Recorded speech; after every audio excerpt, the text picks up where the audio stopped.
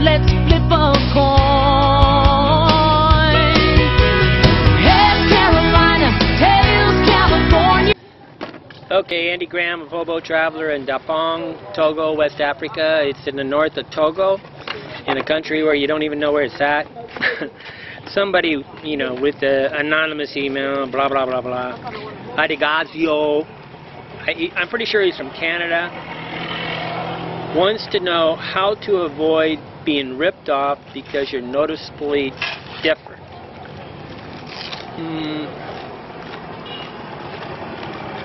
That happens more in America than it does here.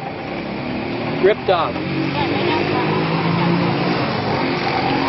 I guess ripped off is two different things.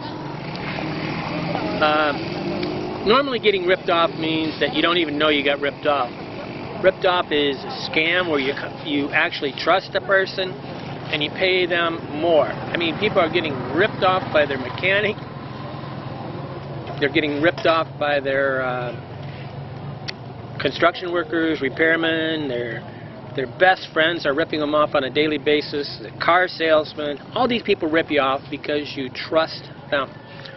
So to not get ripped off is basically making sure that you know, shop around. You ask at least 5 different people. What's amazing, I don't know, I mean, I'm noticeably different. They look at me as a big dollar sign here in West Africa. And like the girls were egging me to pay twice the price for water last night, and I paid it. But I paid it as a term of endearment because I wanted them to realize I know they were ripped. I told them I said, you're charging me twice the amount of money, but you're doing it. But I'm doing it because I wanted to endear myself. But it's water, and it's only just a small, and it was girls.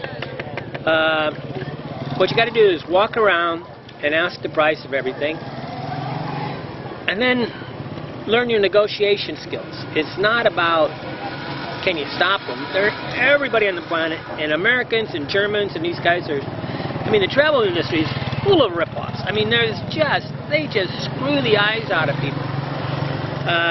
Travel agents, they will bend you over the table. What you got to do is know what the correct price is, and that's the tough part, negotiation skills. So what I always do is I want my first offers to be refused. I used to buy a lot of real estate, used to sell like 2 houses a day. What you always want is your first offer refused. I mean, blunt, refused, then I walk out. So it's all about negotiations. And so what I do is I walk in and I offer them something what I know is fantasy price. I got to know what a fantasy price is, and I got to know the value. Anything that's made with labor, you can figure out how long it takes. But knowing the value of something is a skill set that you need. I had in America. It's a skill set that I have here. It's a skill set I have anywhere. So it's really nothing to do with travel as much as you have to have the skill set to know what is a good value. And you got to know how long it would take to make that, and you have to know what the going price is. Almost anything you buy, you can get on eBay, and they're going to really sell things cheap. You find the cheapest price, and then you're going to spend 25% less than that. But you got to assume they're going to rip you off, and I do that in America. But I negotiate in America. All the hotels are, you know, basically screwing your eyes out in America, and you know, you love it. It's a good deal is a state of mind, and even though you're getting ripped off in America all the time, somehow because somebody that was white, somebody that was your friend did it, it's willful blindness, and you agree to it. But the price of a good hotel anywhere on the planet is no more than $10 to $20, and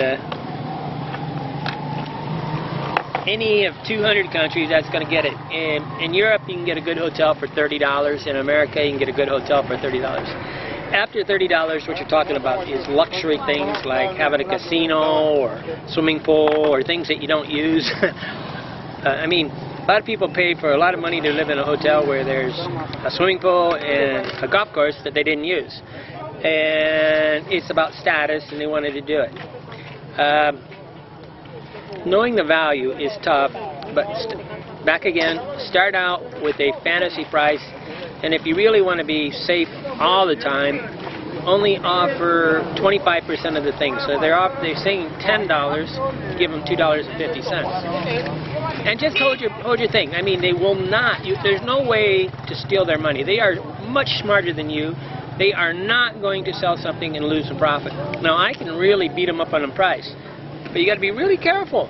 I'm a great negotiator. You don't want to make an enemy while you're buying something unless you know you're never going to see them again. And I don't have any mercy for these guys. They're not poor.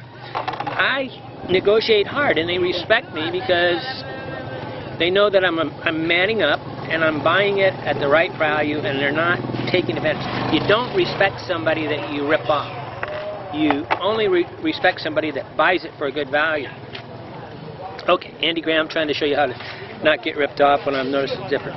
So, rule of thumb, just offer them 25% of what they're asking, and and you hope they refuse it. If they accept it first thing, you're paying too much. Tonight, let's flip a coin.